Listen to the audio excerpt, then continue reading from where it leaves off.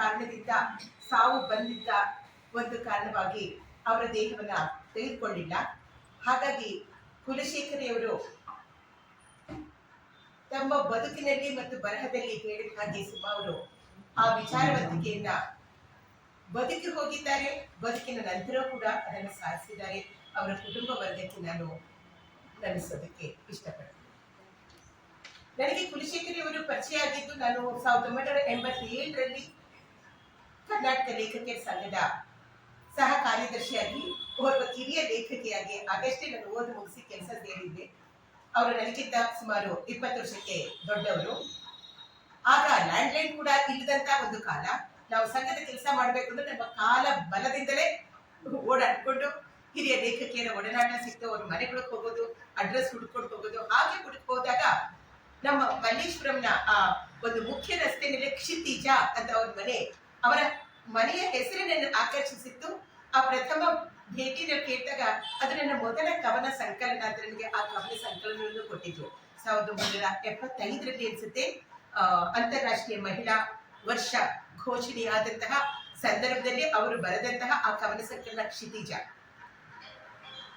ಅದರ ನಂತರ ಆ ಲೇಖಕರ ಸಂಘದ ಒಂದು ಕೆಲಸಕ್ಕೋಸ್ಕರ ಅಲ್ಲಿ ನಾನು ಕಾರ್ಯದರ್ಶಿ ಆಗಿದ್ದಂತಹ ಆ ವರ್ಷಗಳು ಸಾಕಷ್ಟು ಬಾರಿ ಅವ್ರ ಮನೆಗೆ ಹೋಗಿದ್ದೆ. ಇಲ್ಲಿ ಈ ಕಡೆ ಏನೇ ಒಂದು ಕಾರ್ಯಕ್ರಮ ನಡೀಲಿ, ಕಾರ್ಯಕ್ರಮಕ್ಕೆ ಆಹ್ವಾನಿಸೋದಕ್ಕೆ, ಅವರನ್ನ ಯಾವುದೋ ಗೋಷ್ಠಿಗೆ, ಈ ರೀತಿ ಬಹಳಷ್ಟು ಬಾರಿ ಅವರ ಮನೆಗೆ ಹೋಗಿ ಮಾತನಾಡ್ಬೇಕಾದಾಗೆಲ್ಲ ಅವರು ನನ್ನನ್ನು ಒಂದೇ ಒಂದು ಪುಸ್ತಕ ಕೊಡ್ತಿರೋ ಒಂದು ಕಿರಿಯ ಲೇಖಕಿ ಅಂತ ನೋಡ್ತಾ ಇರಲಿಲ್ಲ. ಅಷ್ಟು ಆತ್ಮೀಯವಾಗಿ ಮಾತಾಡಿಸ್ತಿದ್ರು ಮತ್ತು ಪ್ರೋತ್ಸಾಹ ಕೊಡ್ತಾ ಇದ್ರು. ನಾವು ಏನು ಬರೆದಿರೋ ಕಥೆಗಳನ್ನ ಅದರೊಳಗೆ ಒಂದು ಓದಿ ಹೇಳೋದು.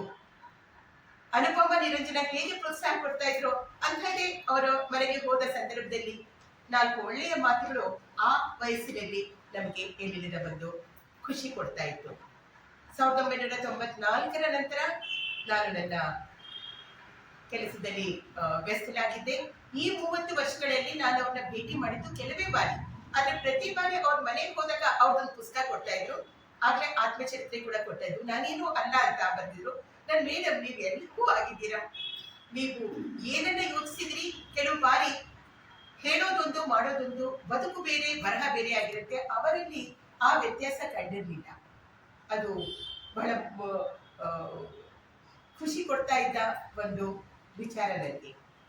ಈಗ 14ನೇ ತಾರೀಕು ಡಿಸೆಂಬರ್ ಅವರು ಮತ ಚಲಾಯಿಸಬೇಕು, ಅದ್ರಲ್ಲಿ ಹೇಗೆ ಹೋಗೋದು ಅಂದಾಗ ನಾನು ಕರ್ಕೊಂಡು ಹೋಗ್ತೀನಿ ಅಂತ ನಾನು ಅವ್ರು ಕರ್ಕೊಂಡು ಹೋದಾಗ ಎಷ್ಟು ಚೆನ್ನಾಗಿ ಅವರು ನಡ್ಕೊಂಡ್ಬಿಟ್ಟು ಬಂದ್ರು. ಅಲ್ಲಿ ಮತ ಚಲಾವಣೆ ಮಾಡೋದಕ್ಕೆ ಸಾಕಷ್ಟು ಮೆಟ್ಲುಗಳು ಕೆಳಗಡೆ ಹೋಗ್ಬೇಕಾಯ್ತು. ನನ್ನ ಕೈ ಹಿಡಿಯಕ್ಕೆ ಹೋದ್ರೆ ಬೇಡ ಬೇಡ ನಾನು ಹಿಡಿತೀನಿ. ಅಷ್ಟು ಚೆನ್ನಾಗಿದ್ದವರು 1 ತಿಂಗಳು ಕೂಡ ಆಗಿಲ್ಲ ಏನಾಯ್ತು ಅಂತ ತುಂಬಾನೇ ನೋವಾಯ್ತು ವಿಷಯ ತಿಳಿದಾಗ. ಅವರು ಆ ದಿನ ನನಗೆ ನನ್ನ ಕೊನೆಯ ಭೇಟಿಯಾಗುತ್ತೆ ನನಗೆ ಗೊತ್ತಿರಲಿಲ್ಲ. ಅವ್ರು ನನ್ನ ಕೈಗೆ ಕೊಟ್ಟಿದ್ದು ಈ ಶತಮಾನದ ಅಂದ್ರೆ 20ನೇ ಶತಮಾನದ ಕವಯಿತ್ರಿಯರ ಬಗ್ಗೆ ಅವರು ಮಾಡಿದಂತಹ ಕೆಲಸ. ಅದರ ಇಡೀ ಹಿನ್ನೆಲೆಯನ್ನ ಹೋಗ್ಬೇಕಾದಾಗ ಚಾಮರಾಜಪೇಟೆಗೆ ಅಲ್ಲಿಂದ ವಾಪಸ್ ಬರೋ ಸಂದರ್ಭದಲ್ಲಿ ಪೂರ್ತಿ ಹೇಳ್ಕೊಂಡ್ಬಿಟ್ಟು ಬಂದ್ರು.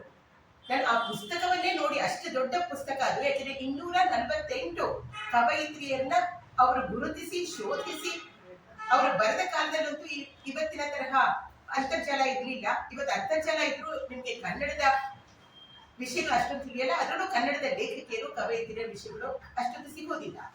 ಅವರು ಆ ಕಾಲದಲ್ಲಿ ಒಂದು ಸಂಸ್ಥೆ, ಒಂದು ಯೋಜನೆ ಹಾಕೊಂಡು, ಒಂದು ಪ್ರಾಜೆಕ್ಟ್ ಹಾಕೊಂಡು, ಒಂದು ಇನ್ಸ್ಟಿಟ್ಯೂಷನ್ ಮಾಡುವಂತಹ ಕೆಲಸ, ಒಂದು ತಂಡ ಮಾಡುವಂತಹ ಕೆಲಸನ ಏಕಾಂಗಿಗಳಾಗಿ ಅವರೊಬ್ಬರೇ ಹುಡುಕೊಂಡು ಹೋಗಿ ಎಷ್ಟೆಷ್ಟು ಹಳೆಯ ಪತ್ರಿಕೆಗಳನ್ನ ಹುಡ್ಕೊಂಡು ಹೋದ್ರು, ಯಾರ್ಯಾರು ಸಹಾಯ ಮಾಡಿದ್ರು, ಯಾವ್ಯಾವ ಗ್ರಂಥಾಲಯಕ್ಕೆ ಹೋಗಿ ಕುಳಿತುಕೊಂಡು ಈ ಕೆಲಸ ಮಾಡಿದ್ರು, ಎಷ್ಟು ವರ್ಷ ಹಿಡಿತು, ಅದನ್ನೆಲ್ಲ ಅವರು ವಿವರಿಸ್ತಾ ಇದ್ರು. ಅದರಲ್ಲಿ ತಿರುಮಲಾಂಬ ಅವರಿಂದ ಆರಂಭ ಆಗಿ ಅವರು ಮುಗಿಸಿರೋದು ಡಿಸೆಂಬರ್ 1999ರಲ್ಲಿ. ಆಗ ಬಂದಿರುವಂತಹ ಇತ್ತೀಚಿನ ಕವಯಿತ್ರಿಯರ ಕೂಡ ಅಲ್ಲಿ ಉಲ್ಲೇಖ ಇದೆ. 248 ಜನರ ಬಗ್ಗೆ ಅವರು ವಿಷಯವನ್ನು ಸಂಗ್ರಹಿಸಿದರೆ ಅವರ ಕವನಗಳ ಉದಾಹರಣೆಗಳನ್ನ ಅಲ್ಲಿ ಕೊಟ್ಟಿದ್ದಾರೆ. ಒಂದು ಸಂಸ್ಥೆಯಾಗಿ ಅವರ ಏಕಾಂಗಿಯಾಗಿ ನಮ್ಮ ಕನ್ನಡದ ಮಹಿಳಾ ಸಾಹಿತ್ಯಕ್ಕೆ ಒಂದು ದೊಡ್ಡ ಕೊಡುಗೆ ಕೊಟ್ಟು ಹೋಗಿದ್ದಾರೆ. ಅವರಿಗೆ ನಾನು ನಮಿಸೋಕೆ ಇಷ್ಟಪಡ್ತೀನಿ.